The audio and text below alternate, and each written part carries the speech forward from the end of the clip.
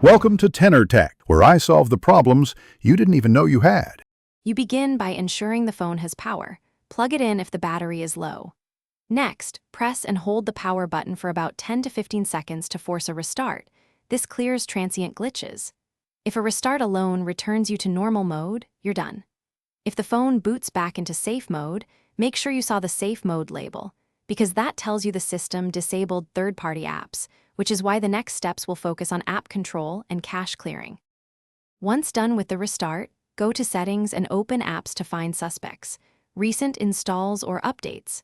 You should uninstall or disable one app at a time, then restart to check if normal mode returns.